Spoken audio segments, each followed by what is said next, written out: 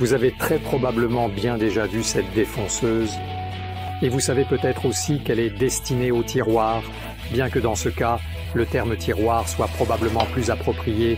Donc, voici la défonceuse à tiroir, ou tiroir. Je suis Tomasz Krasinski et maintenant, je vais vous montrer dans l'atelier Unimax comment l'utiliser et nous allons fabriquer quelque chose avec. Il existe plusieurs constructions de tiroirs, mais nous pouvons les diviser en deux types principaux selon leur façade.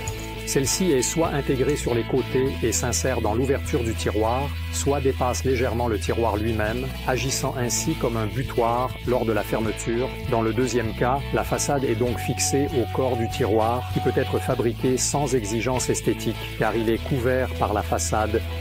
C'est cependant plus problématique dans le cas des tiroirs mentionnés en premier, car, sauf exception, il n'est pas souhaitable que la façade révèle la connexion avec le reste de la construction du tiroir. Bien sûr, il peut parfois être intentionnel de mettre en valeur la qualité artisanale de la jointure, cependant, nous essayons généralement de le cacher, et pour cela, différentes techniques sont utilisées. Parmi elles, nous pouvons considérer l'assemblage à queue d'aronde à moitié caché comme le sommet, qui peut aujourd'hui être réalisé de manière assez efficace à l'aide d'une défonceuse à main avec la fraise et le gabarit approprié. Son but est clair. Il s'agit d'un joint de forme qui résiste parfaitement à la force exercée lors du tirage du tiroir, tout en étant caché de l'avant, parce que l'assemblage à queue d'aronde est relativement chronophage même avec des outils modernes. Quelqu'un a eu l'idée de créer un joint de forme qui peut être fabriqué en un ou deux passages de l'outil à travers le matériau.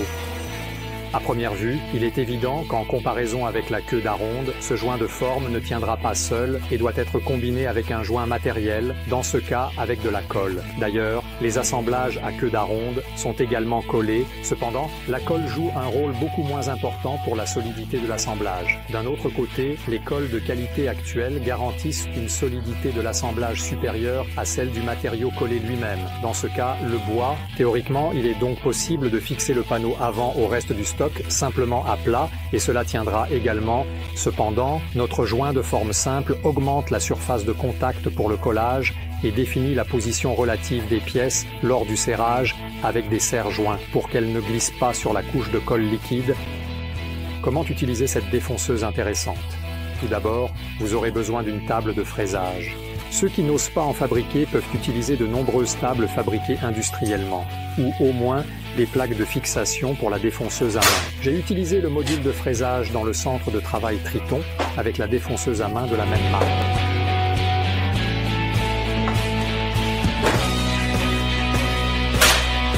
L'outil lui-même, c'est-à-dire la fraise, est proposé par Unimax avec un mandrin de 12 mm de diamètre.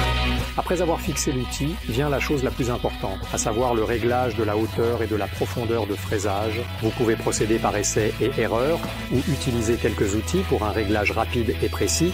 Nous vérifierons la précision du réglage sur quelques chutes.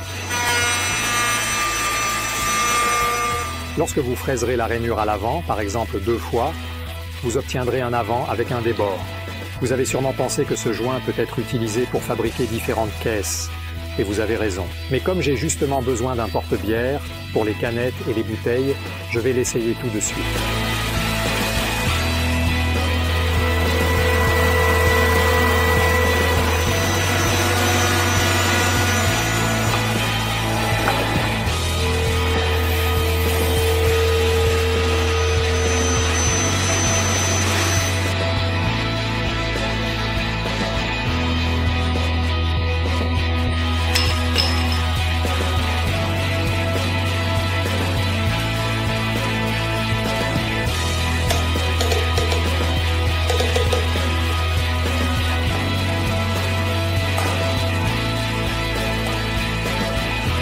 Toute caisse à l'aide d'une fraise à tiroir est une question de quelques minutes.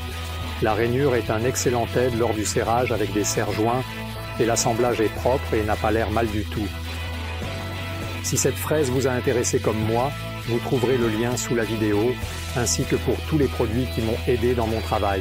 Merci de regarder, de liker, de partager ou de commenter. Et si vous souhaitez voir la prochaine vidéo de l'atelier Unimax en premier, veuillez cliquer sur le bouton s'abonner et sur l'icône de la cloche. Prenez soin de vous et à bientôt dans l'atelier Unimax.